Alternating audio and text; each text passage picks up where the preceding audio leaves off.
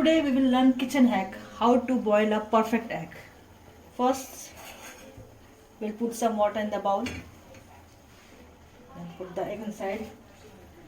Then we'll take a small piece of lemon. It will help in boil the egg faster. Then we put a small lid over the bowl and wait for 10 minutes.